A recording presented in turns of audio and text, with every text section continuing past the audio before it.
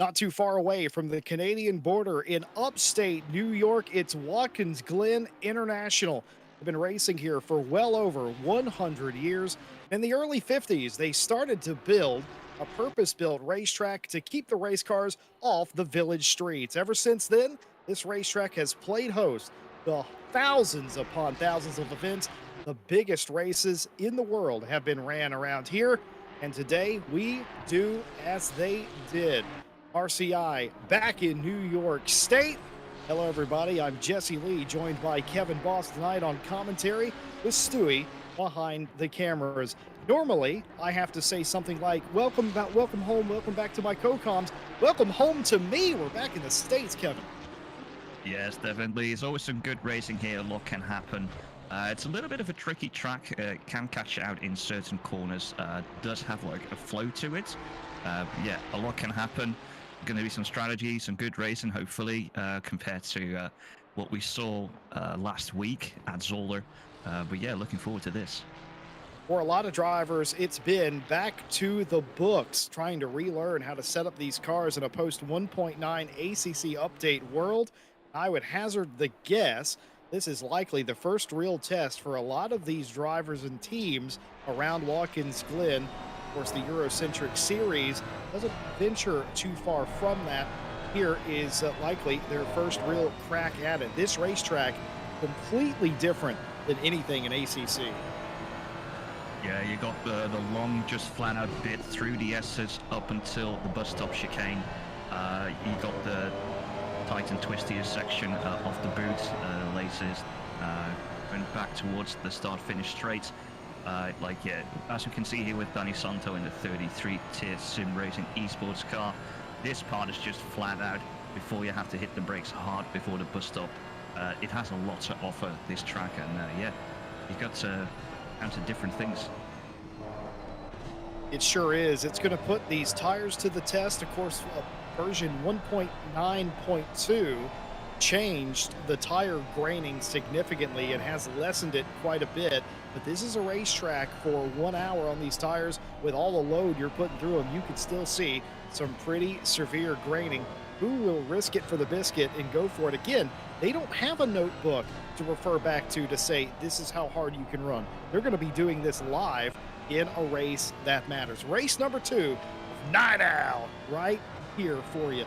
12 minutes qualifying left to go. Danny Santo, the tier sim racing esports car, probably going to set our first representative lap. I am quite curious what it's going to look like. I think he's already gone wide when he exited the bus stop, invalidating this current lap time, but it will still give us a bit of an inkling to see how fast these drivers will be going here around Watkins Glen. Probably the first one that will be set a representable time is the number 3 of Harry Conway in the pro class. So yeah, we'll have to wait for him to cross the finish line. Well, that's very well spotted indeed. Lap invalidated from Santo. Harry Conway, the 3-time Night Owl champion, will come across the line to set the first lap. A 45.215, 4/10 quicker than Eshon Lele, driver from New Zealand. What on earth time of the night or morning must it be in New Zealand? Timothy Flamger goes to the top of the board, a 44.967.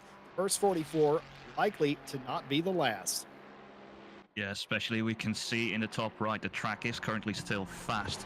So with the more they'll be running, the more grippier the track will be. It will maybe turn to optimum. Times will go even faster, so I definitely can see that 44.967 be beaten somewhere later in qualifying. Everybody trying to warm the tires up. That's another thing we haven't really touched on too much. The optimum tire pressure and temperatures are a bit different as well. That adds to the mystique of this racetrack. I mentioned before, with all the different tire loads, the undulations, it is incredibly difficult to nail down. They will hope they have got enough practice in during the week to run a quick quali lap here. And again, quali is going to be completely different to the race. See how it shakes out. 10 minutes of quali. Everybody's still out there striving. About half the cars on that first lap, Kevin Boss, invalidated their lap. Yeah, and there you can see where it's not an easy track. There are a couple of corners where you can invalidate. uh, already in turn one. Like you got a massive point where it can just go wide a bit, but if you go away from the curve, from the painted part, you will be invalidating your lap. And then you've got other parts where if you go slightly off, it's very close to the wall. Easy to mess up your time there as well. It sure is. Tom Bryant to the rescue, by the way, Kevin Boss. It is nearly 10 a.m. in Auckland right now. Actually, it says Wellington, but Auckland would be the same time. So it is nearly 10 a.m. That's racing hours on a Sunday morning. Yeah, no, that's an early start. But yeah, that's also what makes Night Owl so fun with the time. It's like, yeah, it's a late start for most of the people here in Europe. But like people stateside like you would be somewhere in the evening, and also with the people in the Pacific, like being able to race with us on the Sunday morning gives you a lot of opportunity to have different people from different regions in one race. It really does. Night Owl, of course, as we've said time and time again, was meant to give the both American continents a later start time, a more normal start time for a race on a weekend. But what had happened is that everybody joined in.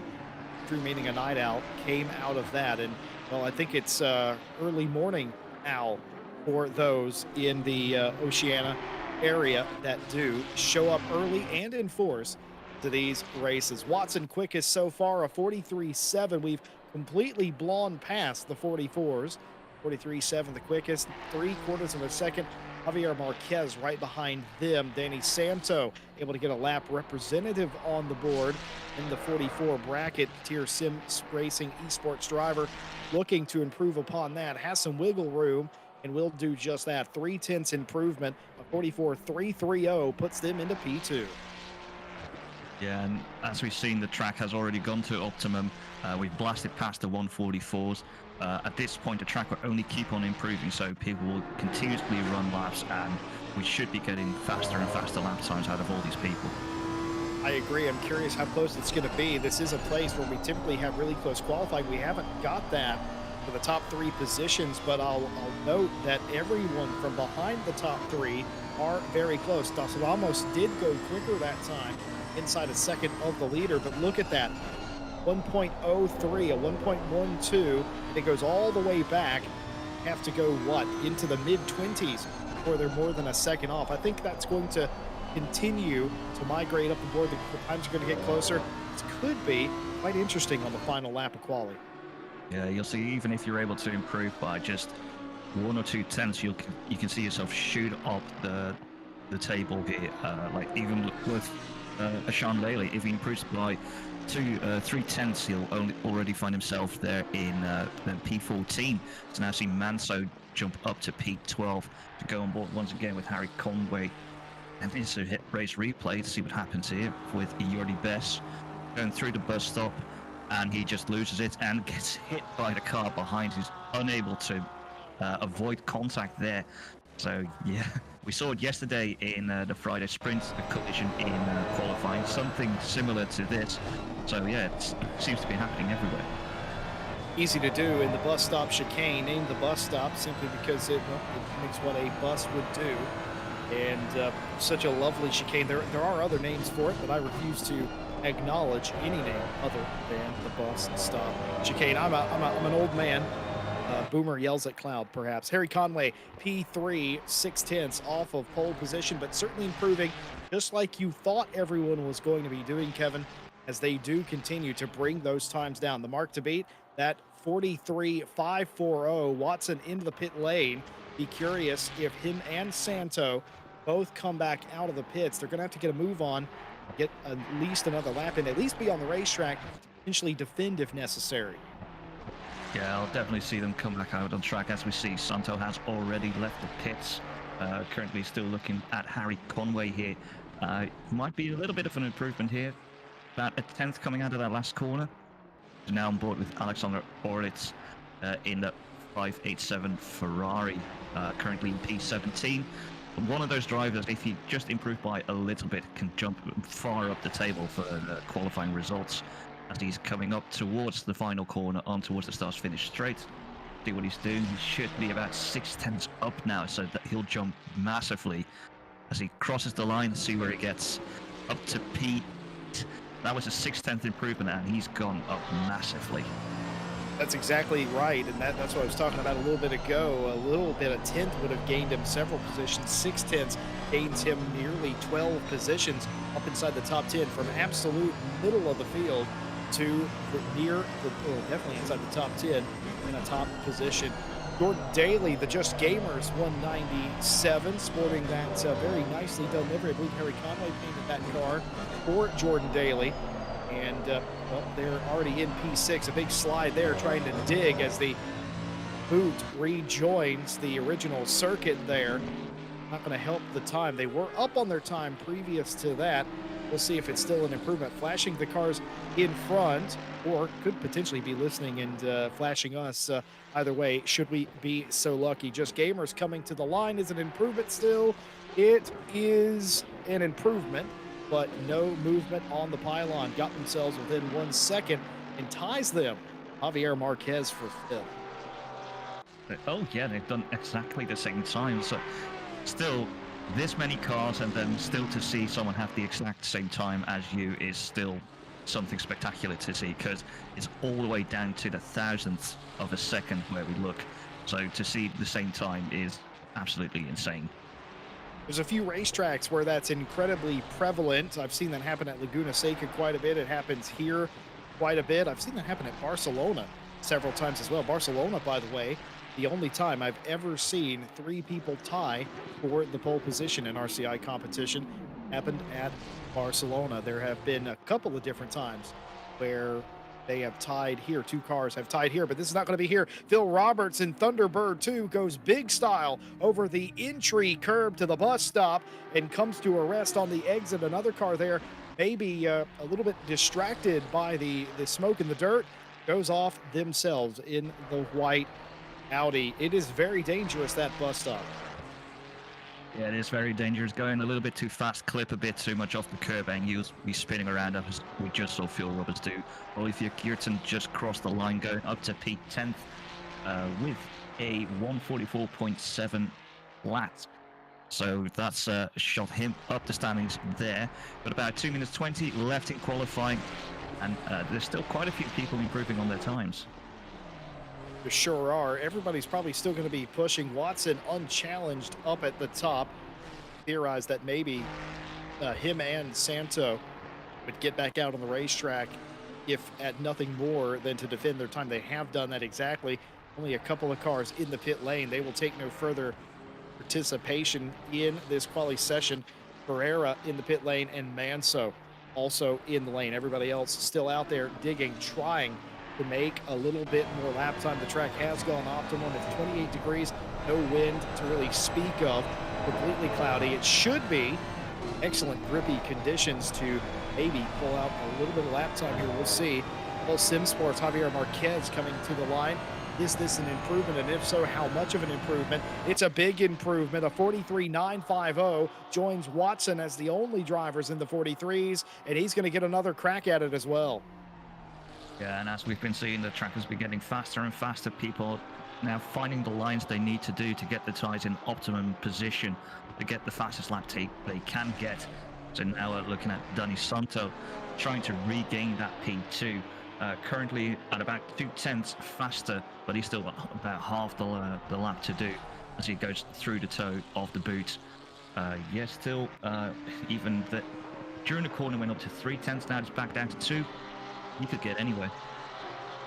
Sure could, as Santo has been up and down on the timing sheet as far as a delta is concerned. Some corners maybe not as advantageous for his Ferrari as it is some of the other cars in the field tonight. There have been DOP updates in between round number 1 and round number 2. The Ferrari, all the new cars in fact, were affected, but you really wouldn't know it by looking. There are a absolute armada of Ferraris inside the top 15 of this scoring pylon right now. Dani Santo, one of them looking to improve, and does. A 44.055, good enough to put themselves P3, not good enough to be on the front row, just barely. Yeah, just on the cusp of that 143 to join that elusive 43 club. But yeah, it does seem like this season of Night Owl is the Ferrari and Friends edition because there are a lot of them on track. I believe last week was in the top 10, it was 9 Ferraris. It was something like that. There are less than that here, just barely. But again, I don't know what the BOP has exactly done around this racetrack. We'll be curious to hear what some of the drivers have to say. Dixon gets moved to P3. The number 94 sets a very quick lap on their final qualifying run. The top three in the pit lane, done with qualifying. Santo out there of the leaders of the cars that are out there still. Jordan Daly improved in the 197 Just Gamers Mercedes. He's the highest car that is not a Ferrari right now. That broke the tie that he had some of the other cars out there. Piper, the quickest car in the silver class. We haven't even mentioned that. Two classes, of course, pro and silver, indicated by the number placard on the scoring pylon. Piper absolutely having a field day. 2/10 to the good over the 587 in the silver class. Yeah, as we now look at Santo, he'll be the last car to cross the finish line to try and improve his time. Doesn't look like he'll be able to do it this time. Still, P4, very respectable position. But yeah, I'm actually surprised that Marquez was able to get that close to Watson because it seemed at the start like Watson would just dominate this all by himself. Definitely did get a little closer at the top. Watson, your pole sitter for round number 2 of season 13 of Night Owl here in New York. Javier Marquez will sit opposite pole to him. Dixon, Santo, Daly, your top 5. Piper, your pole position winner in the silver class. Conway, Flamger, Rodriguez, Orlix, your top 10. Orlick's P2 in the silver class, and Ferreira is P15. Remember, they didn't take further part in quali. They came in quite early on, able to hang on to P3. Watson, quickest second and third sector, and that was enough. Well, we started Night Out 1 week ago, and here is how it went. Jordan Watson won the race going away, 69 points. He sets atop the very nice standings in P1. Jonathan Seville, 61 points. Lucas Weiss with 53. Dixon behind them with Rafael Huel. That's your top 5. Harry Conway, Mariano Rodriguez, Ipek Dos Ramos, and Lele, your top 10 in pro. Outside the top 10, Danny Moffat, Olivier Kierton, Marquez, Lilith, and Gaida, your top 15. Doran Daly, Santos, Roberts, and Flamger, your top 20. And of course, drivers with a dash instead of a numeral amount, if it's 0, retired from the championship. Kevin Boss, take us through silver. So now looking through the silver, we can see Rudy Philmalter in first position with 68 points, followed in P2 by Matthew Malcolm with 62 and Thomas Allen with 53. Your silver podium so far. P4, Alexander Orlitz, Brian Agudelo in P5, George Kikowski in 6, Paulo Martino 7, Redford, Mustak, and Starkey round out the top 10 in silver. Then in P11, we've got Edwin Jarrett with 25 points, João Manso, 23, Gary Barham, 21 points, Brent Jones, 19 points, and P15 is Chris Wilson with 17. Rick Schouten in P16, and then everyone else, Callum Kerrigan, Marvin Stier, Fred Ferreira, Lewis Piper, all have 0 points so far. And rounding out in P21, 22, 23, and 24, all 0 points. And as Jesse said before, everyone with a dash has signed out of the championship. My goodness, am I glad you got the Dutch names. Oh, my goodness. I'm sitting there sweating, and you got all the Dutch names. Kevin Boss, absolutely bailing me out on that occasion. Well, we welcome you all in to the race grid for round number 2 here at Watkins Glen. Lovely racetrack, lovely facility. And it's a racetrack where if it goes wrong, it can go wrong in a hurry, and it can be the end of your day immediately. All these drivers are going to be hoping to avoid that. Of course, we welcome all of you in our chat over on YouTube tonight. We hope that you are well wherever you are in the world, and we thank you for spending a little bit of your evening with Mr. Boss and myself here in the booth tonight. Christina has joined us in chat to say that They'll hopefully be back in 1 week's time. I know the grid misses you. We look forward to seeing you back in the grid for round number three. Well, it's that time of the day, Kevin. We got to ask, who's your money on out there? And caveat, I'm not letting you take any of the drivers on the front row. Oh man, now you're making it difficult for me. In that case, I will go with Harry Conway in P7. He's pretty fast, was very fast in the mini series I took part in. So I'm thinking he could be one with a shot for the win. I think that's a fantastic selection. I'm going to take Jordan Daly. If Daly can keep his nose clean tonight, he does pretty well around this racetrack, and he had no confidence coming into today. Had a conversation with him earlier. He was not happy, but his qualifying showed me something completely different. As long as that car keeps the nose clean, it could be a great race for the top ranking car that is not Ferrari. It's not a Ferrari. You're putting it at that, then it's going to be even more difficult to pick someone out. It is a bit of a Ferrari fest. Of course, this is not uncommon. Folks at home that may be wondering, is this a Ferrari takeover? This happened with all the different cars when the M4 came out. Those first seasons were absolutely dominated by the M4. When the new Mercedes Evo came out, it was the same story. I remember that first race from Imola. I think 12 of the top 15 were Mercedes at the time. It is a completely common occurrence. Yeah, and we also got the new Porsche and the new Lamborghini on track. Not as many of them as the Ferrari, but it's still also nice to see here. We see an NSX on the left and a Bentley on the right. So still a lot of variation, even though it's dominated today by Ferrari. Very well said. Of course, we do have those represented in the field today, those new cars, but like I said, in a lower abundance of. We've picked our favorite drivers. We've talked about a lot of different things. Of course, this is night out after all, which generally means we have interesting pit requirements. They change race to race. Tonight's pit requirements that the drivers are aware of going to be a 57-minute pit window. So basically, the entire race, that's the first and final laps. They're going to have to sit still in their pit box for 25 seconds. 1 liter of fuel required, no tires required tonight. Do keep in mind a 30-second pit stop will give you fresh Pirelli P0 tires if you are so bold. I don't think there'll be a lot of drivers that will take that, though. If graining comes into play early in this race for some of these teams driving extra hard, they would take them then. Seeing here, it also depends on how hard the drivers will push, because if you hit like in the middle of the race, if you absolutely wreck your tires, like pushing really hard, try and get every little bit out of those performance-wise, then maybe taking those 5 extra seconds to get some new boots will be helpful, because okay, I'll be a lot more than 5 seconds faster if I take a new set of tires. So that could be something that the drivers might consider. One other thing you may have noticed is the Pulse Sim Sport cars. Weren't there more of them a week ago? You'd be absolutely correct. Lucas Weiss gives us an explanation in the chat.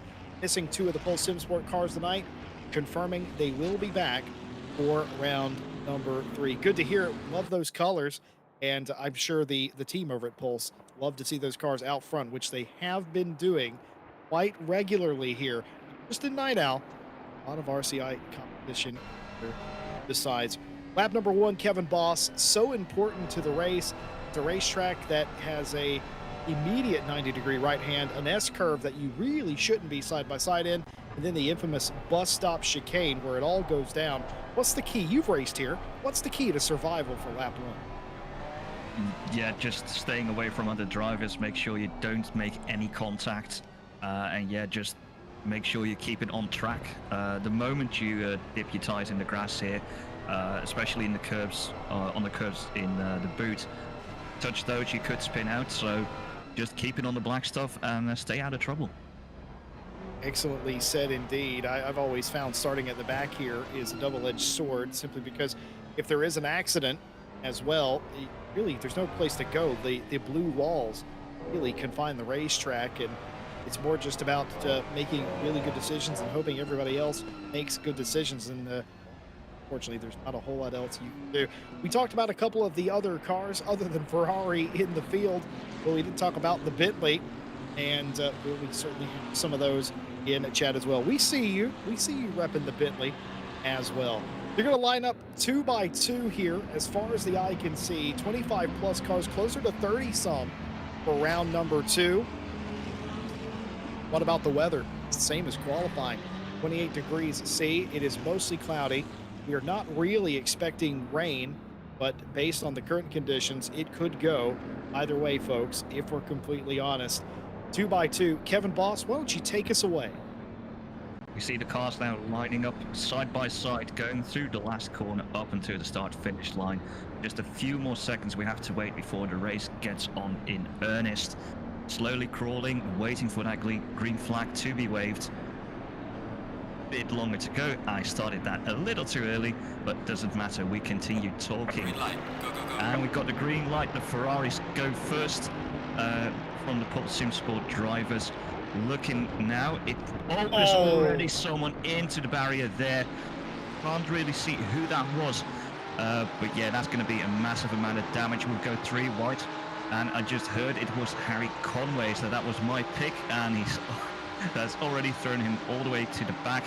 See, some of the drivers go 2 by 2 through the S's. I hope they can keep it clean. They do get very close together there because the track just pulls you together as they now go towards the bus stop, the first big braking zone off the track. Down to the bus stop chicane, it's going to be very close. A couple of drivers getting side by side with each other here. One car off, a couple of cars coming through the slalom chicane. If this was a stock car or an IndyCar race, you'd have to come to a complete stop. It's a GT race, though. All you have to do is go through the slalom and rejoin the racetrack.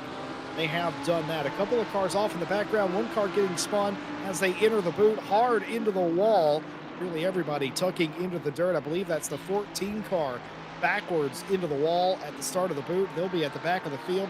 There was another Mercedes in the field that up through the S's was into the blue walls as well. Harry Conway being turned. Now, I'm quite curious if we got a replay of that at some point.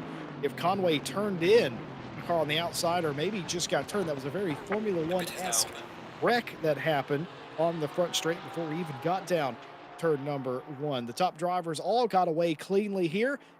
Settled in nicely, single file. And what a start from Watson that was. The 147 cleared the field on the initial start of the race, and it's had a pretty easy breezy lap number 1. 3 seconds already to the good. Yeah, and if you're in front, you can just go away. And here we see was a slight tap there on Raphael Yu. Oh, baby! He's going all the way through the grass. That was very, very bumpy there. Yeah, that'll be damage, and that will definitely hurt that Porsche going through the SS later on.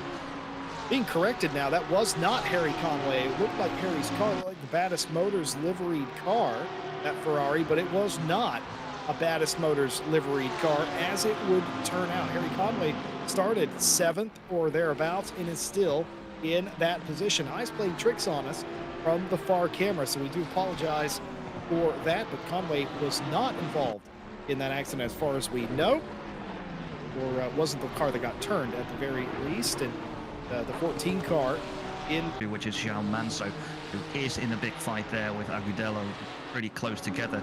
Now look to Alexander Orlitz trying to find his way through, but being in a train like this, you have to be careful where you put your moves in, because do a little mistake and everyone will go past, as I think I saw a car hit the wall in the back there.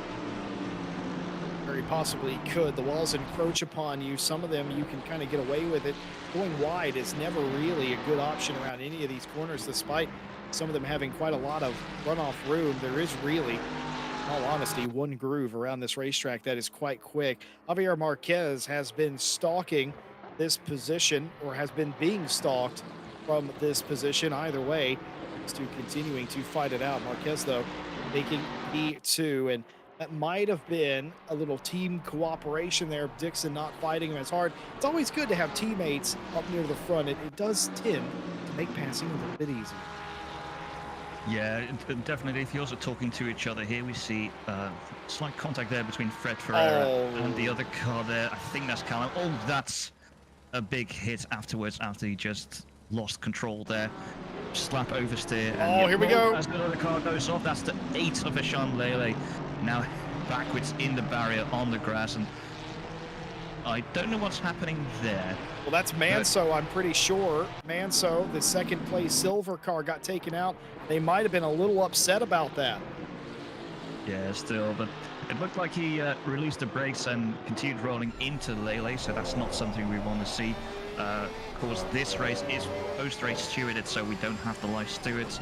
So if they want... Oh, that's a hit in the rear of Timothy Flanger, and the culprit, number 3, Harry Conway, got himself into the barrier. Yeah, and he's going to park the car right there. He did not like that, and that might be a retirement for car number 3, and he is out of here. Moving on, Watson does have a 2.6-second lead. Dixon now in 3rd place. He might have to contend with Jordan Daly out a second behind them.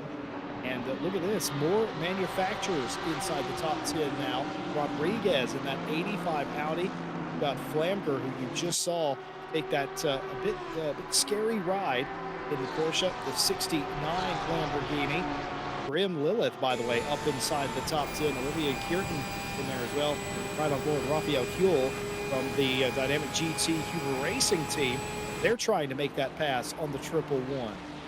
But what happens is that he gets overtaken by Olivier Kierton there in the Ferrari, who just steamed past him.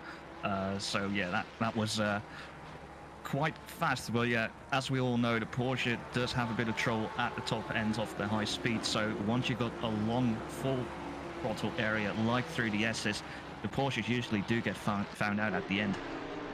Well, we have finally made some semblance of sense of what happened prior to turn 1 on lap 1. We thought it's been about half a dozen different cars. We have now got to the bottom of it.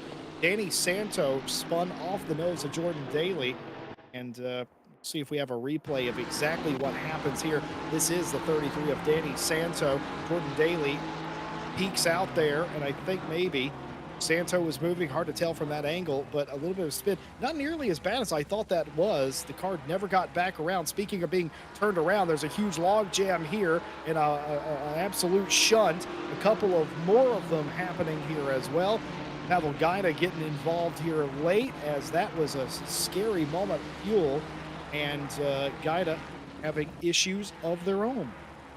Yeah, it seems to be manhandled there a little bit, lost I think they're 4 positions in total, maybe even 5 if the Mercedes behind goes through as well.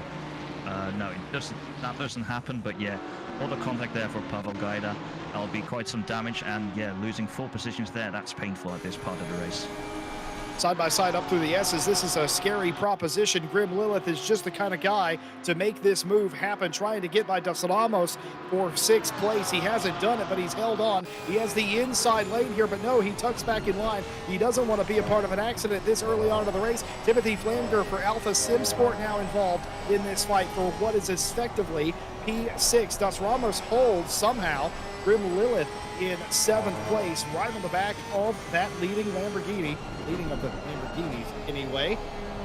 Wow, that was very I didn't expect Grim to back out there.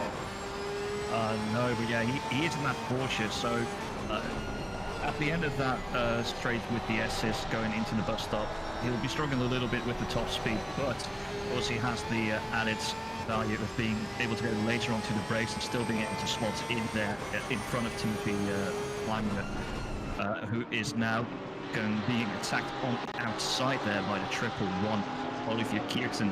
But yeah, this is now a part of the track where the Porsche might be slightly better. He's able to get later on the brakes, better acceleration, but yeah, he'll have to fight hard to keep that position at the end of the S's.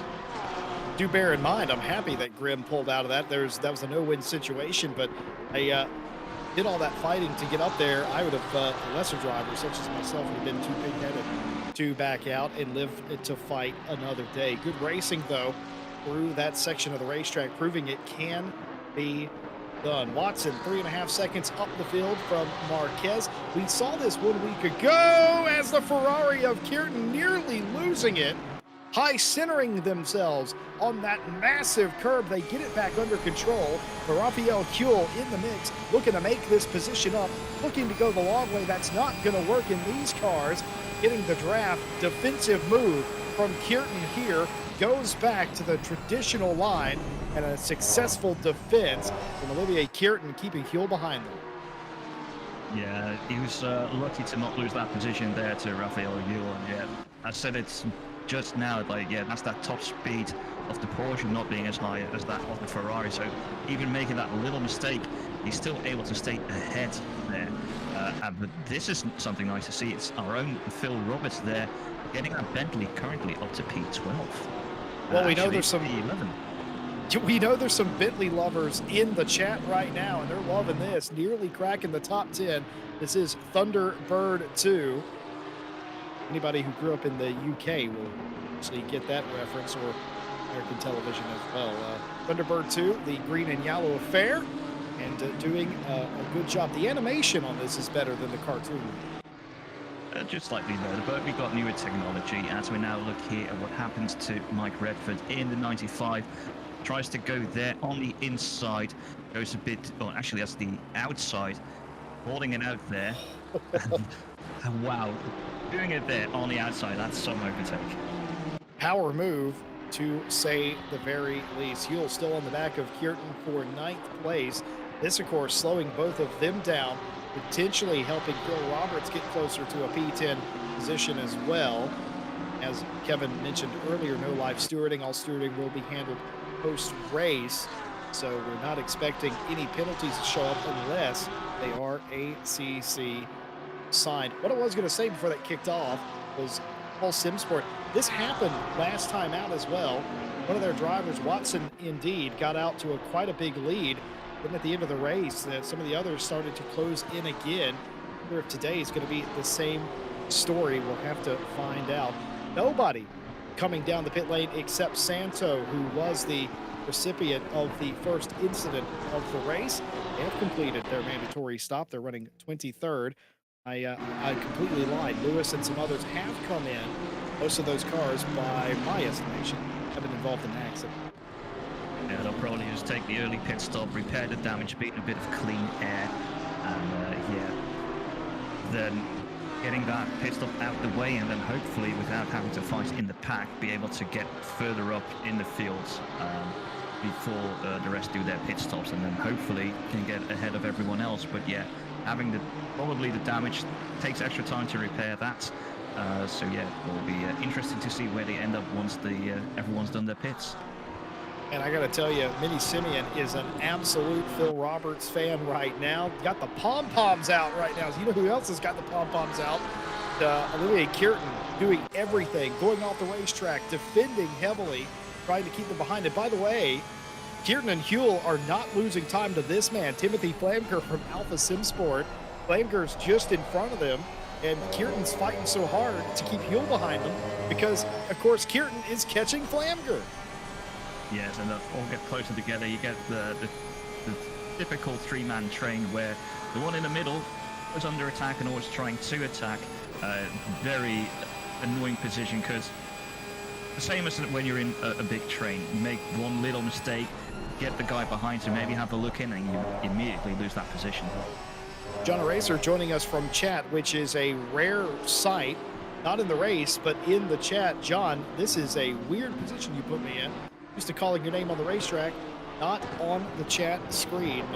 But otherwise, hello and good evening. Phil Roberts holding on to P11 for the time being. Manso in 13th. That is your highest running silver car right now, the 222. There was a huge gap a little while ago. That has evaporated, of course, thanks to the earlier incident entering the boot. Manso assumes the lead of silver. Roberts, of course, doesn't really care too much about silver. He's in pro. He will not lose points by losing position, but of course that position would make it harder to catch those in front of him. So I digress, as EPEC has got around Manso as well now. That becomes the biggest threat. Huell still not giving up this fight. Kierton not giving up this fight. Flamger's right there. It's a three-way battle for 8th. Yeah, you got Raphael Huell now. They're just waiting hoping that these guys make a mistake in front of him and then maybe even take 2 positions. He's lucky he can stay in the draft with that Ferrari going up the S's, so he'll always remain close as he now has a look on the inside, trying to go for the overtake. And does he make it stick? Pushes Olivier Cutin a little wide there, but still within track limits as they now go side by side through the S's. Cureton gave them just enough room and said, hey, if you can stop the car in time, you can have the inside. Smart driving by Olivier. He does do that. That will surrender the position for a moment, but an excellent run from Cureton now. Back on fuel, going around the outside. Will they take the long shot or back out of it? They're going to back out of it. The straighter shot down the inside for Huell, and they will take possession of that position. Not the end of the world. If Huell goes up there and catches Flamger, then that will bring Cureton back into that fight. Mike Redford for the Mike Racing team. I see what he did there. Racing in the middle of the melee as well, right behind Piper. That is for P3 in that class. Meanwhile, right up the road in front of them, we've got Manso, who finds the 224. Big loss of time for EPEC. He was more than a second up the road, but that very clearly is no more than a tenth or two. Yeah, it's really getting the pressure there from Manso. It used to be very close to the rear of Phil Roberts, but Phil seems to have been being able to get a little bit away from him. And yeah, now just the pressure from Manso behind is making that 224 drop a bit away from the Bentley. And yeah, Manso just wants to get that little bit of an extra road cushion between him and P2, which is Martinho. Well, if you're Manso, what do you do in this position, boss? I know you've raced in all different classes. What do? You're already leading your class. Well, this is an easy decision. EPEC hits the wall off the final turn of the racetrack. That will promote Gal Manso up a position. Well, I'm still going to ask you the question, though. What do you do in that situation right there? You know that passing this car doesn't give you more points, and doing so is a risk. You're already leading the race. What would be your call in that situation? I think it would depend on the pace of the driver in front. Like if you're constantly catching them, and even though it might be like a tenth a lap, as we now see Raphael Huell trying to, going wide there. That's what I meant. Hit the curb a little bit wrong, and it spits you out. That was Timothy Flamger just losing control of the car there. I was going to ask, was that contact or just loss of control? I didn't see a bump there. Could be wrong. But Timothy Flamger spins, trying to give room to the car on the inside. Takes a little bit too much of the curb, spins. No damage to the cars. The only damage on that car to the tires, and he's probably feeling that right now. Square tires do not roll as good as round ones. Yeah, and it also would have generated some extra heat, which you just saw with the wobble going in towards the chute. But already directly under pressure there from, who would that be behind? Can't see anymore. As for Olivier Cureton has stopped the car. Let's see what's happened to him.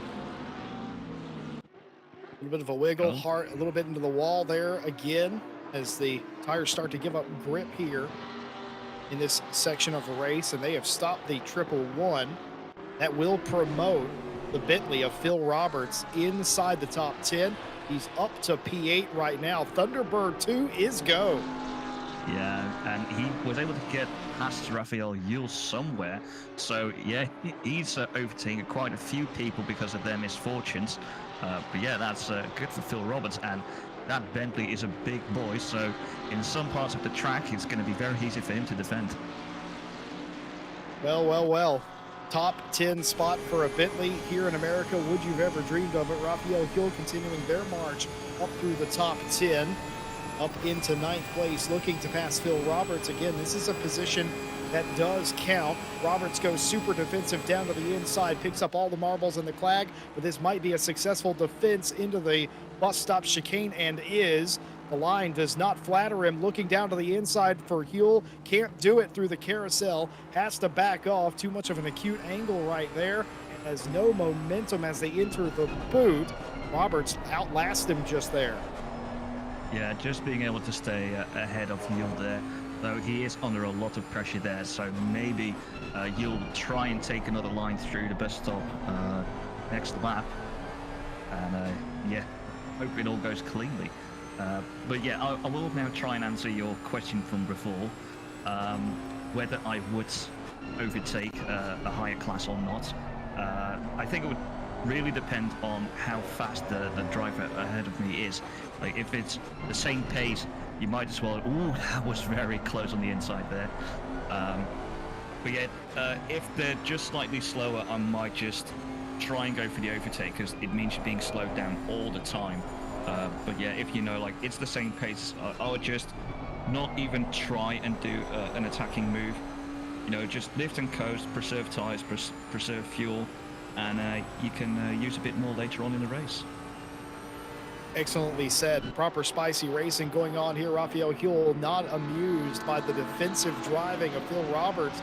And he's doing it legally. He's making one move in a direction. He even gave him the inside of the penultimate turn of the racetrack, but again, put him in a position, a compromised position, where he couldn't make that move. And look what's happened here. Huell getting frustrated with Roberts because Epec's back in the 2-2-4. Keep in mind, that car was in the wall a few laps ago. Defensive line again from Roberts. Huell looking around the outside. Huell doesn't have a compromised bus stop. It should have the run down into the carousel, but is it covered again by Roberts? Yes, it is. Epec absolutely a passenger here, a spectator onto this battle, trying to figure out which one he's going to have to pass next. A car wrecked up in front. Please tell me that wasn't Dos Lamos. That might have been. Don't know. There's several cars off, in fact. One has returned to the garage. One still sitting there. The 587, I believe, of Ulrich's sitting at the side of the road. Unknown who they tangled with. Doesn't look like it was Dos Ramos, but we will confirm in a minute. Epec making the move, trying to go around the outside. We've seen this work before. Won't work on this occasion. Huell slides out. It's a big slide. They may be 3 wide here. They are going to be 3 wide here. This is a dangerous situation to be in. Yeah, as they can now go side by side through the corner here. And yeah, Manto's just able to, or is that was Guida, just being able to get ahead of Huell there. That little wiggle, here's what we've been saying before. It's a bit of a train. You make one mistake and you lose so many positions immediately. So yeah, that's you're trying to overtake and then instead losing positions. Huell continuing on the attack, obviously very confident in their race car, even after the slide. I won't call that a spin. That was an absolute slide on the inside of the racetrack. That has reset them outside the top 10, 11th place. We've got Pavel Guida right in front of them. Epec gets P9, still behind Roberts, who has been given a brief reprieve from the chaos. Something has happened up at the front of this field. It was nearly 4 seconds. Might have been more than 4 seconds, the gap between our leader Watson and Marquez. It is now down under a second. Oh, and it's a huge crash! Oh my goodness, the 924 of Guida went for a huge slide into the wall. Yeah, just seemed to have understeer, not being able to correct that. Kept the throttle planted, I think, and then yeah, just hit the wall. That will give him quite some damage. That will hurt him later on in the race, or even now, as he has to get used to the new aero balance. So now look at the replay of Lewis Piper here. See, yeah, just overtakes. There was a slight bit of contact there with the Ferrari. Going around the outside here. Can't see whether he was able to keep that position. And as I see another car spin behind there, that is Lewis Piper. Well, we just saw the replay of the attempted overtake. Lewis Piper, oh my goodness, that's a big accident. Thank goodness it's a simulator. And that was strange to begin with. That was halfway down a straightaway, a short shoot, if you will, and collected another car. Big damage, day-ending damage for both of those cars, I'd suspect. Yeah, the car that got hit and slammed into the barrier seemed to be able to keep on going, but yeah, that will be quite some damage there. But yeah, we just said before, now it's only 7/10 between Watson and Marquez. So yeah, something must have happened. Or Marquez has just gone closer to Watson because there is a 4.7 gap to Dixon in P3. Yeah, just absolute chaos. We're trying to make sense of it. Every time we come to Watkins Glen, I feel like it goes about this way. We're left trying to figure out exactly what all went on. The action comes fast and heavy around here. What I can tell you is a 4-second thereabout gap between the top two. That has evaporated. I suspect Watson got held up in traffic or had a slide of his own. That gave up all that time, but now the gap's starting to go back out. It's 1.25 seconds between the top two. Pointed out, Dixon still quite far behind, 4.7. Jordan Daly has been at 2 seconds behind the podium positions for the past 15 minutes or so. No movement there, keeping pace with the top runners for sure. A few seconds behind. Rodriguez rounds out your top 5. Haven't talked about the 85 almost at all tonight, simply because they're minding their own business in P5. Nothing to report, Captain. Nothing there exactly. We do have Michael Redford now in chat. Says the damage is him done, so he's parked it into the pits and has called it there for today. Yeah, then apparently that damage was just that bit too much. Yeah, Mike Redford might be one of the most unlucky drivers tonight. One of the more unlucky drivers I've ever seen. Just absolutely nothing they can do. Mentioned earlier the tight confines around this racetrack. You saw it happen. That gets spun, not you, excuse me, wrong car, but they get spun, and I don't know if what exactly caused that still, but start ping-ponging off the walls, and there's absolutely no way to predict where the car is going to go. Redford's day done because of that. Just absolutely apocalyptic levels of damage. Callum Kerrigan in the 28 car, trying to make up some space here, trying to keep Ferreira behind them. Yeah, and now with all the pit stops that have been happening and people stopping their cars, because we lost 6 cars by the looks of it already. It's really promoted him further up the field. Currently third to last of the cars that haven't pitted yet. But yeah, very close fighting between Callum Kerrigan and Fred Ferreira to get themselves further up the table in that silver class as they now go through the carousel. Callum seems to be able to hold that position securely. Jordan Daly and Raphael Huell, 2 of the first drivers from the top 10 to come into the pit lane. Daly was running inside the top 4. He was running 4th at the time. The Just Gamers Mercedes, the quickest qualifier of the non-Ferrari cars. He came in, and quite interestingly about his pit stop, that was a long stop. I wonder if he took tires. Maybe he had some damage to repair. Don't know. One way or another, though, we know that that was a abnormally long stop for the 197. They're out of the pit lane, though, and on the racetrack. Malcolm in the 199, though, they've got bigger issues, Kevin. Yeah, the 199 seems to have a stop and go 30, and that would be excessive speeding into the pit lane. So yeah, that's definitely going to hurt them. I think, especially now, if he took tires, he'll need to warm them up. He'll probably keep on going a few laps, try and keep the temperature in them, instead of going straight into the pits and then having bricks of ice underneath your car, like you would have when you pit in the GT4s. But yeah, that's a painful penalty there. Sure is. That is basically race ending, because even if you've had an accident, folks out there, and you've had to come into repair, a stop go 30 is still going to put you behind the vast majority of those cars.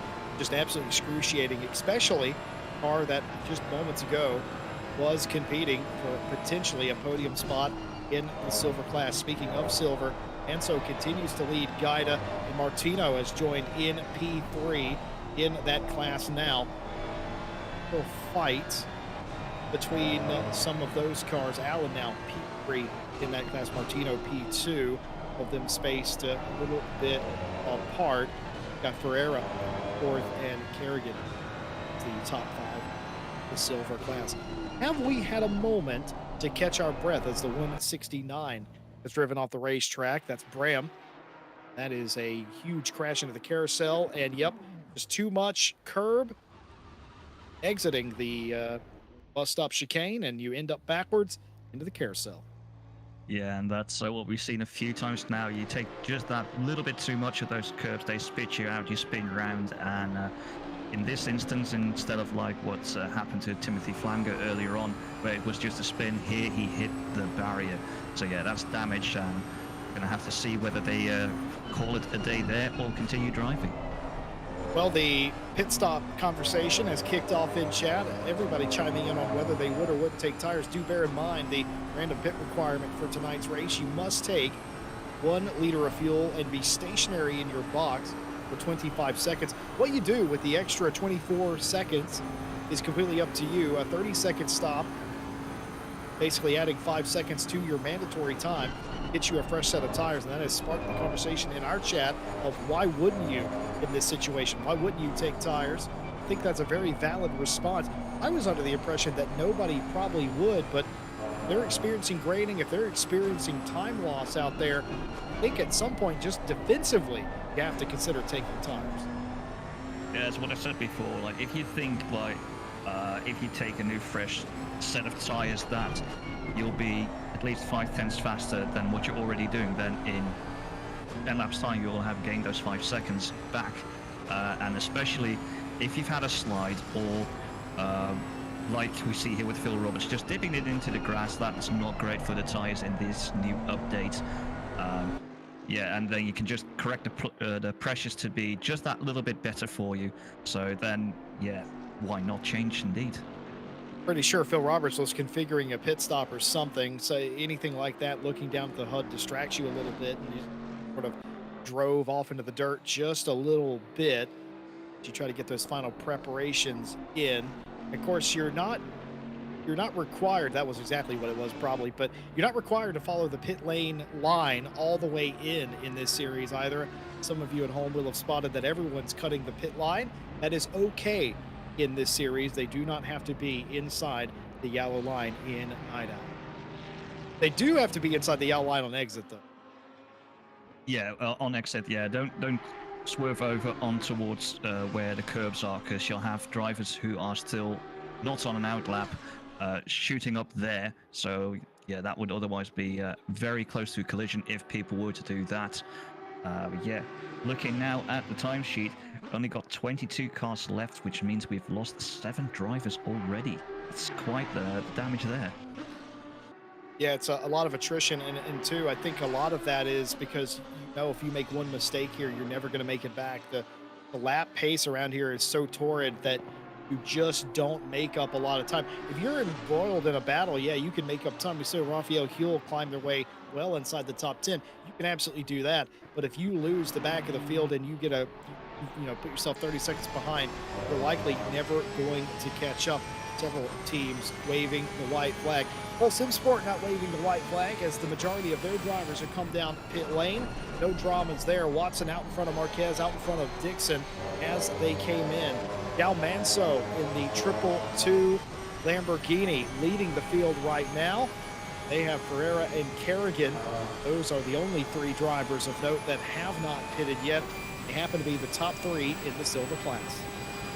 Yeah, and we've also just seen, and also a stop and go 30 there for the number 5 Aston Martin of Allen. Now just gone back into the pits to take that penalty. So once again, someone with excessive speed into the pit lane. It is a harsh penalty, but yeah, it does make sure that, okay, for the next time you need to know what you're doing.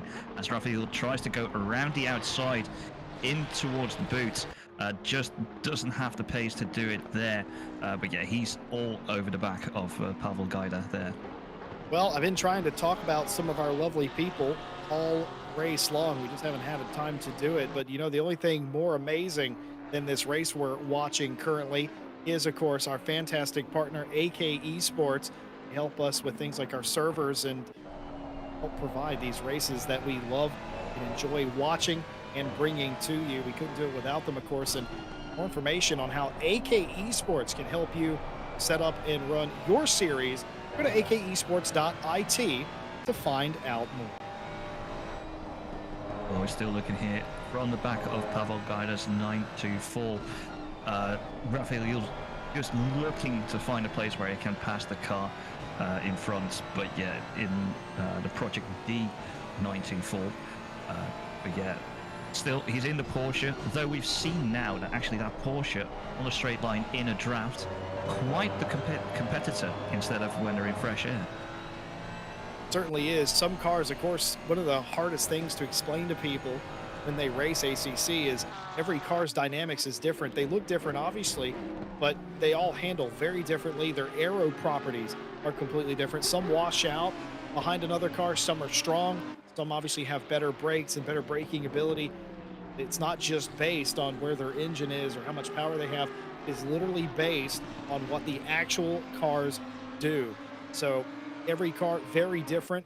And the fact that we have so many different ones racing each other is brilliant. This racetrack adds to that as well. So many different kinds of corners, different lengths of straights. No one car benefits around here. No, you see, like certain cars are stronger in different locations. Like we just said, the Porsche in the draft is very strong. Uh, but yeah, then you've also got the Ferrari, who is just fast compared to the Porsche. So yeah, a lot of things to think about when trying to overtake, like knowing your own car, knowing what the car in front is going to do at certain points of the track, and then try and plan where you're going to do that overtake. Certainly is. You know, what's interesting is a lot of all these drivers have had to go back to the drawing board for setups. Mentioned at the top of the broadcast, this was likely their first race here at Watkins Glen since the new 1.9 update, especially since 1.9.2 that came out this week, which further changed tire wear. Everyone going back to the drawing board to, our lovely partner Go Setups, one of the first people that had baseline setups for this update, and fantastic that they are great bases to put your car setups back together. Everybody had to rewrite them. So more on how Go Setups can help you with going quicker and better. Go Setups, visit their link in the description.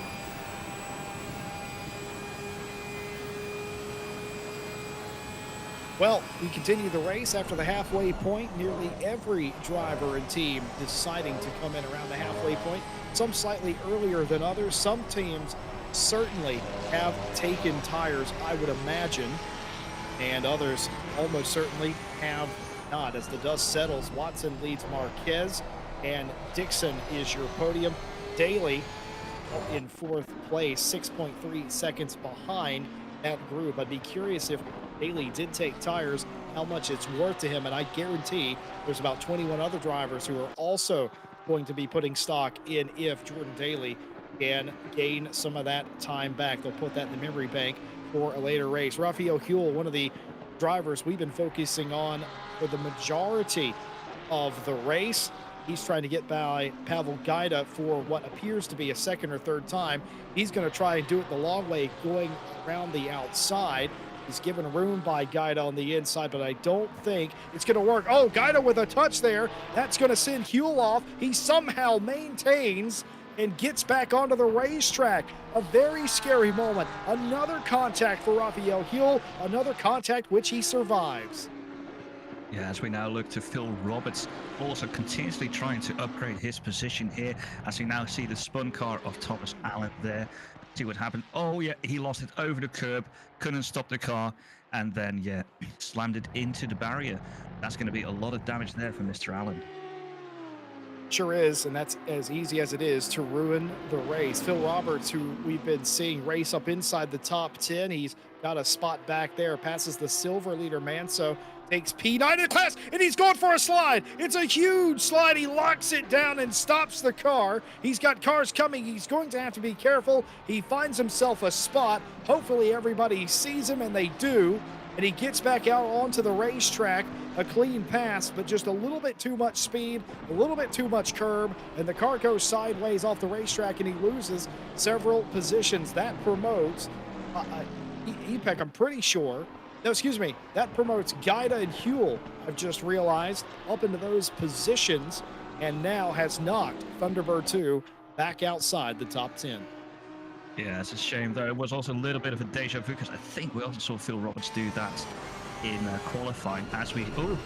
You see Gaida squirrely there, and that gives Raphael Huell the chance to overtake him there on the inside, and that's an extra position for Raphael Huell. He's been patient, he's been waiting, he's been trying, and he's finally got his reward. Do ignore the rearview mirror as the Ferrari of Gaida nearly crashes by themselves. Do ignore the rearview mirror and replays, the limitation of the sim. The mirror is live while the replay is it's a replay, isn't it? So do ignore that. That was, I'm pretty sure, looked like it was Grim Lilith or somebody in the rearview mirror, but it was an illusion. But yeah, scary moments here. Everybody losing a little bit of grip. Everybody had ultimate confidence at the beginning of this race, Kevin. It's gone now. Yeah, and I think it's also because they've seen the amount of accidents that have happened, as we also just saw with Pavel Gaida, just getting that rear tire into the grass and almost losing the car. Good save by Pavel Gaida, but yeah, the mistakes are starting to creep in.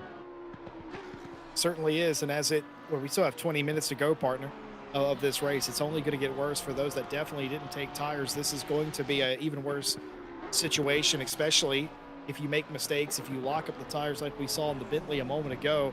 Square tires not as good as round ones, right? So that's going to continue to make this problem worse for a lot of the teams. You've got to be really smooth.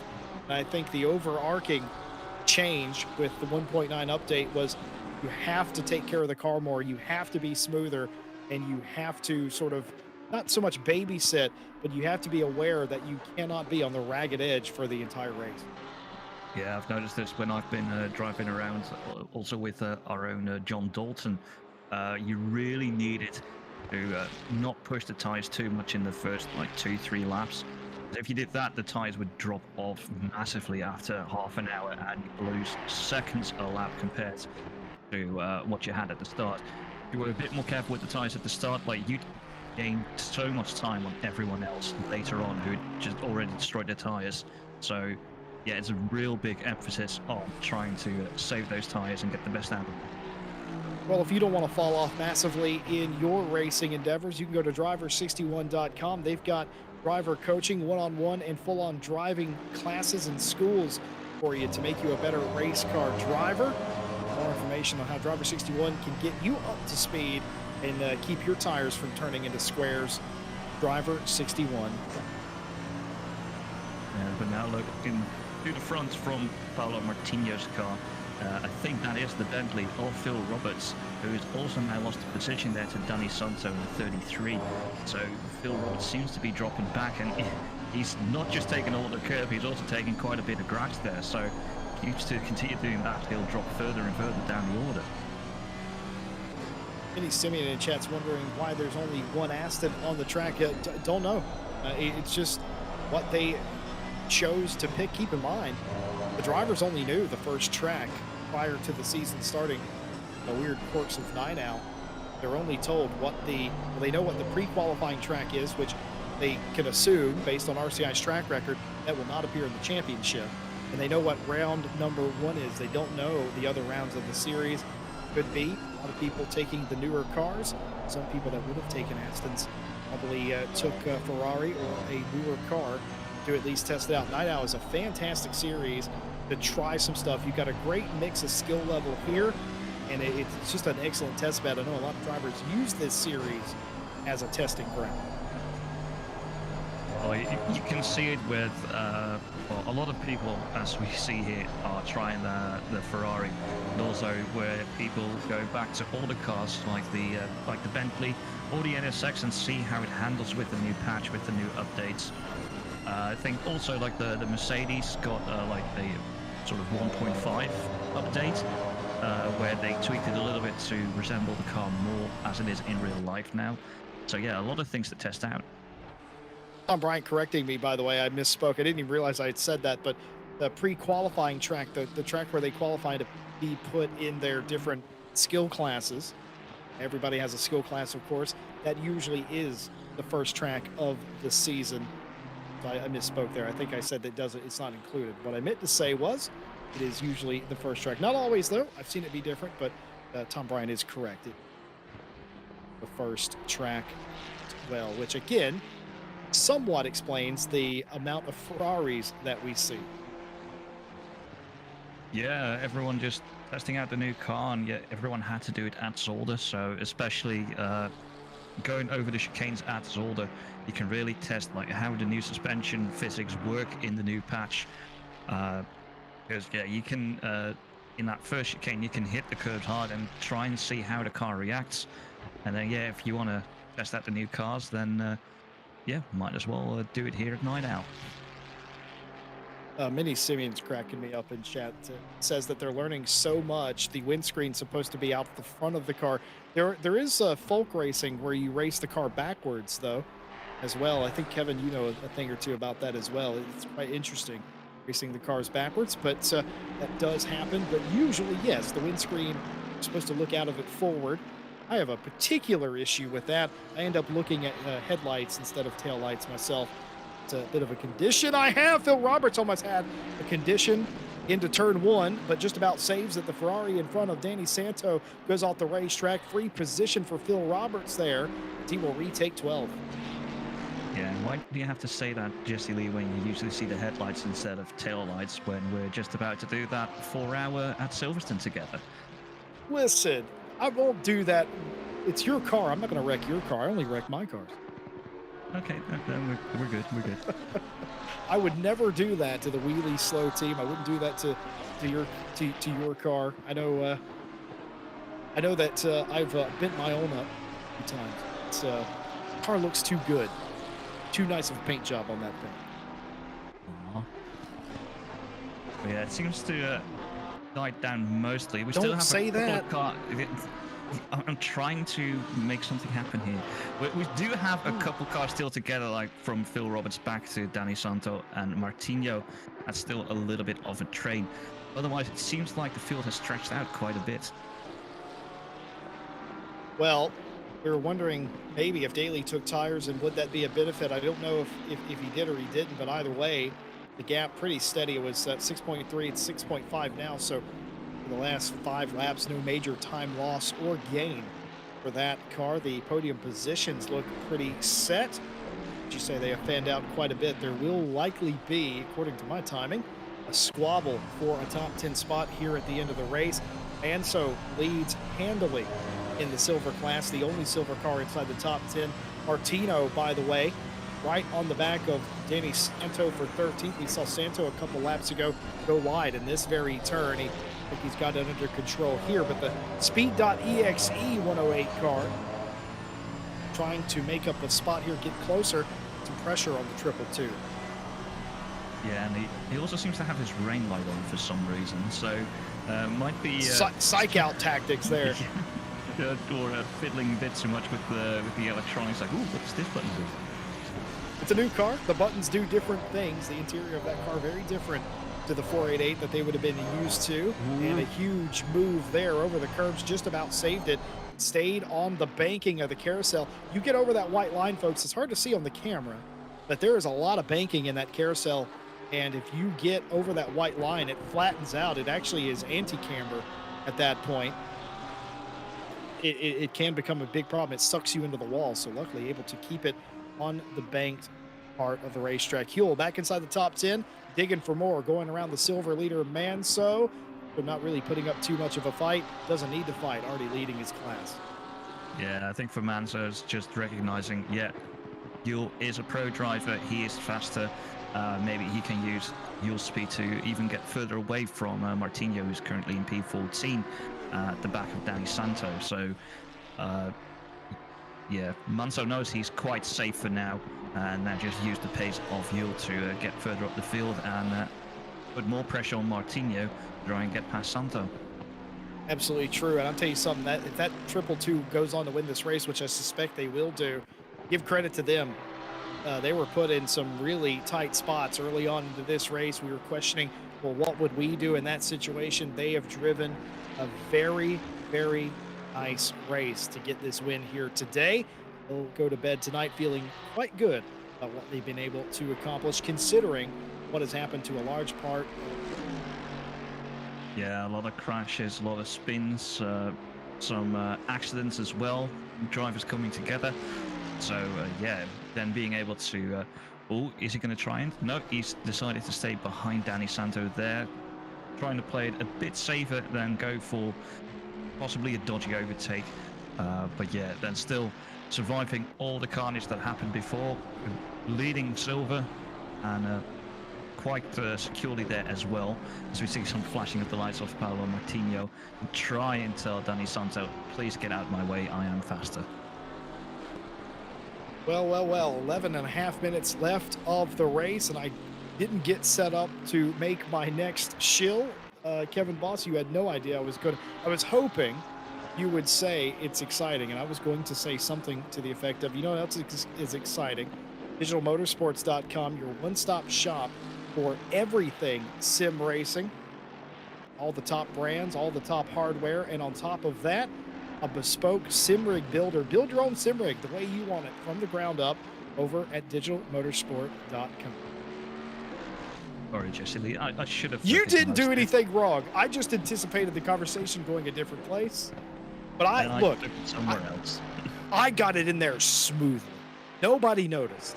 No, it was all fine. All fine. But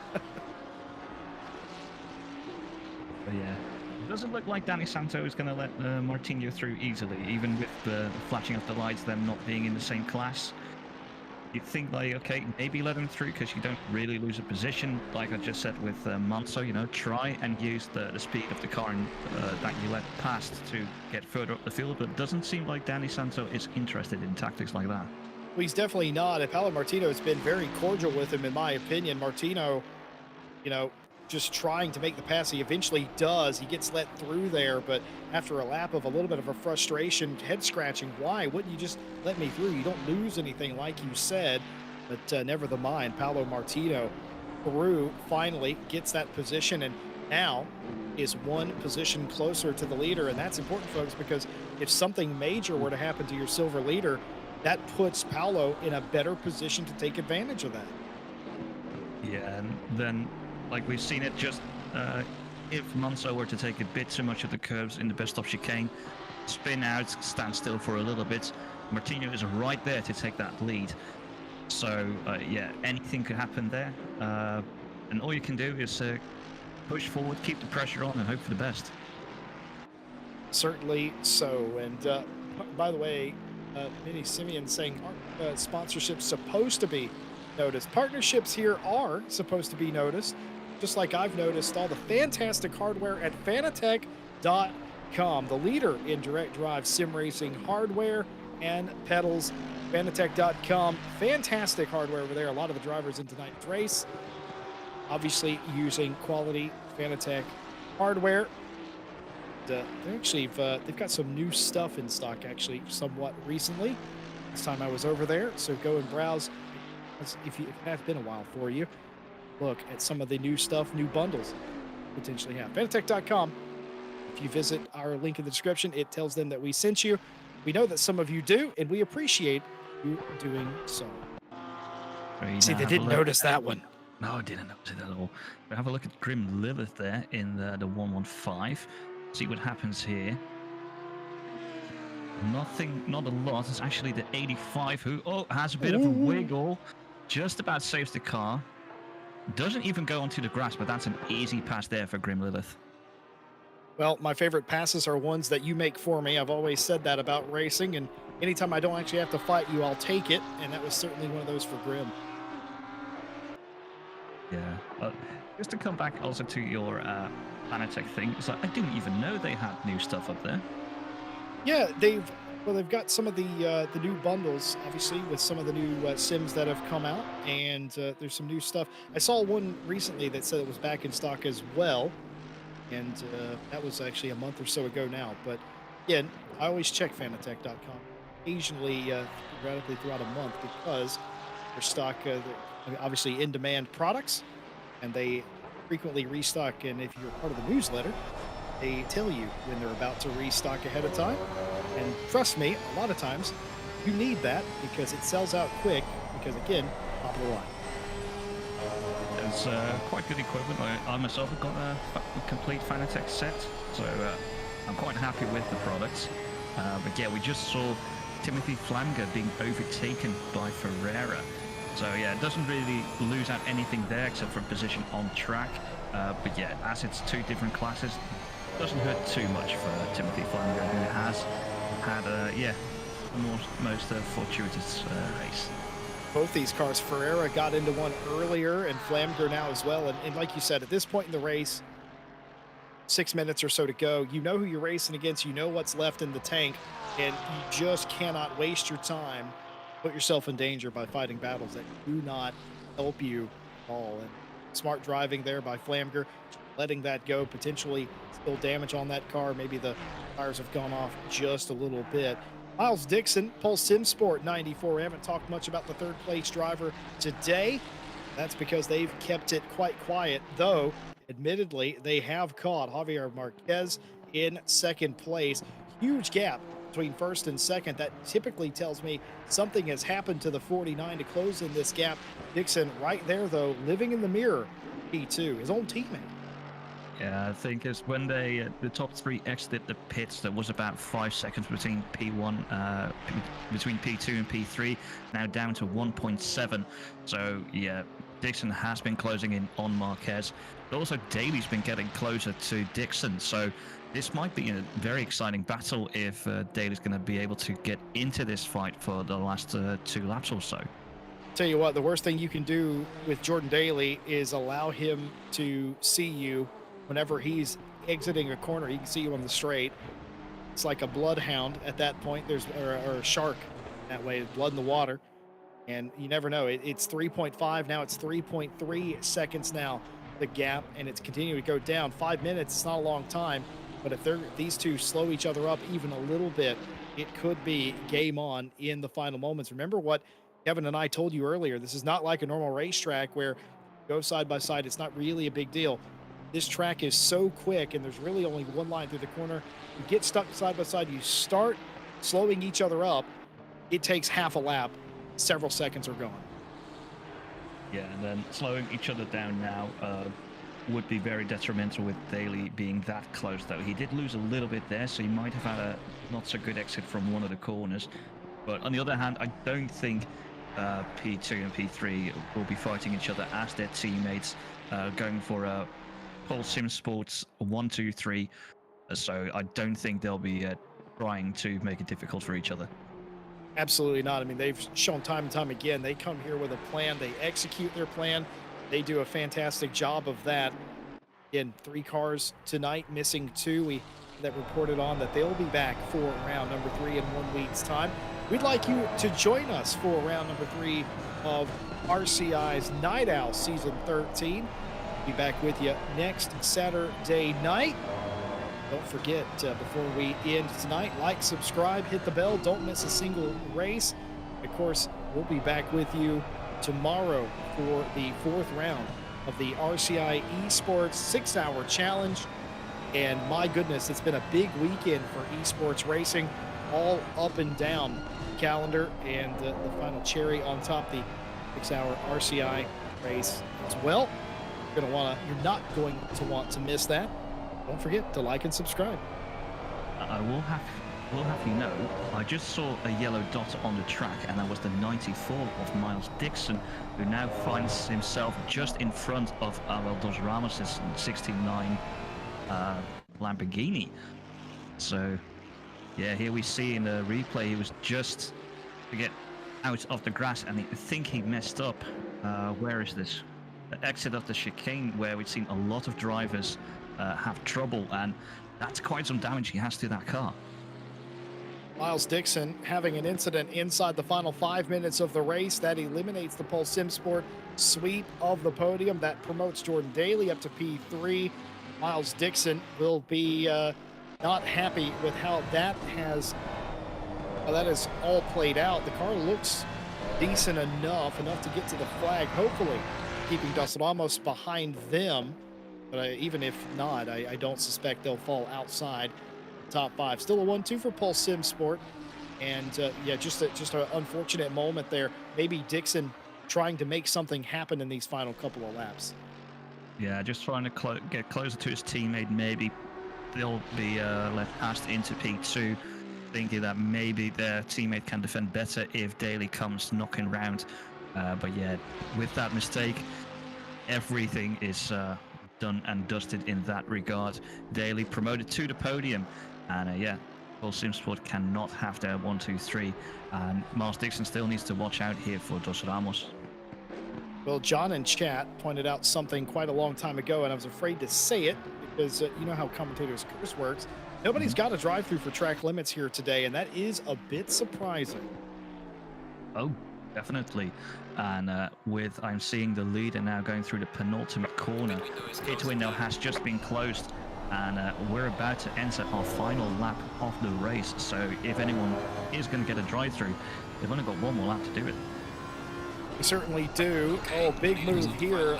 Rodriguez looking down to the inside of Grim Lilith, not really noticing that or taking exception to that. Took the normal line through the hairpin at the bottom of the boot circuit and continues on. Too big of a gap now, but Rodriguez, for CLS racing team. They had a look, but that was all that could be. Looks a little skittish, does the 115 Porsche at this time. Could be blood in the water for Rodriguez here. Yeah, and that's the thing you want to be seeing from your opponents, especially final lap about to start for them. Uh, Look for those mistakes and then pounds when you see the opening arrive. So that's what has been happening to a couple of the drivers who patiently wait and take the rewards. As Phil Roberts is also trying to take one more position, going back to P11, uh, wanting to take it away from Pavel Gaida. This is important. This is for P11 overall, but do bear in mind, Manso's inside the top 10 in silver. This is for the 10th place spot in pro here. And being in 10th gives you quite a bit more points than compared to any other place. So with this being their final lap, Phil Roberts once again just dipping it into the grass. Maybe not too used to driving the Bentley here and misjudging the width of the Bentley, with the steering wheel, of course, being on the other side. But yeah, I'm actually surprised with how split the field was slightly earlier. There's still quite some fights here in the final lap. You're going to definitely see that just a little bit. Rodriguez is being joined by EPEC, and that is going to be a three-way fight for P6. But what isn't a fight is Jordan Watson, the Pulse Sim Sport driver, is going to lead it basically flag to flag. It's another perfect day for Jordan Watson and Pulse Sim Sport as they win the race, and their teammate Javier Marquez going to come across the line and take P2 as well. It's another front row lockout for Pulse Sim Sport. Excellent job. Yeah, very well done job. Both being 1 and 2 in quali and in the race. At the moment, also fastest lap for Watson, as we now see Daly cross the line in P3. He was patient, he waited, and then the mistake came there by Miles Dixon, so he's able to take that podium in today's race, as Dixon and Dos Ramos have also crossed the line.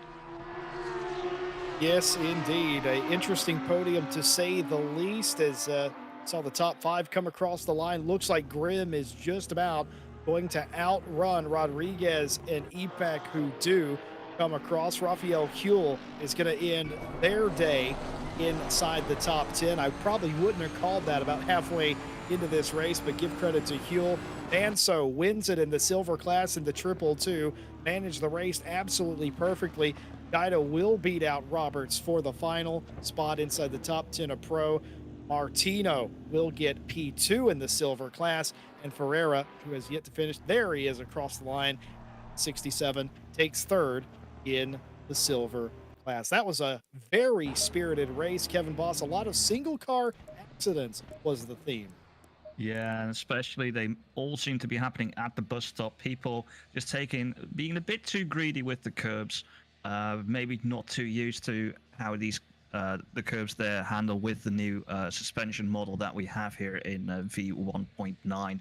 Just catching them out, slipping away, and yeah, we saw it with Miles Dixon. Just did too much there and lost the podium. Well, Watson takes the pole. He takes the quickest lap in the race, and he takes the win. Maximum points for the 147 here today. Will take control of this championship. Will the domination continue in 1 week's time? That is the question we're all asking. Can Jordan Daly keep this up in the 197? Can Dixon right the wrongs in round number 3? So many storylines, so much more interesting racing to come. The way out tonight, like, subscribe, and hit the bell, please. We'll be with you tomorrow for round number 4 of the RCI Esports Challenge. Esports teams, it's the big boys, all fighting over thousands of dollars worth of prize money on top of all of the other prizes as well. Well, what a race we had here in Watkins Glen, New York. And final thoughts, Kevin Boss. Well, I said at the start I was hoping it was going to be a bit cleaner than what we had in Zolder, and it was the opposite end of the spectrum. So yeah, a lot of things happened, and I just hope for the next race, people put in a bit more practice, get a bit more used to the track, the cars, the new physics, and then hope for a cleaner race next week. Of course, we thank you all for watching. This was our biggest night out stream in quite some time. We appreciate you stopping by tonight. And as you make your way out, just remember you don't have to just watch it, you can participate. We have splits for all skill levels here at RCI. All you got to do is go to racerci.com and see what championships are available. Mid-season signups are also allowed for all of our series. Get to start the 4-hour Silverstone multi-class race. Uh, Kevin Boss and myself are going to be there in that race. Come race against us, GT3 and GT4. That race on June 3rd. Plenty of time to get your teammates together and get going for that. Also, Thursday Championship Season 13. That season starts this coming Thursday. Still time to get your pre-quali in to make the start of that season. Again, GT4 only. That starts this week. And all of our other championships ongoing can sign up for those as well, including Night Owl. We'd love to see you here next weekend. On behalf of everybody here at RCI, I've been Jesse Lee, joined by Kevin Boss with Stewie behind the cameras once again. Thank you all for watching. Have a good night.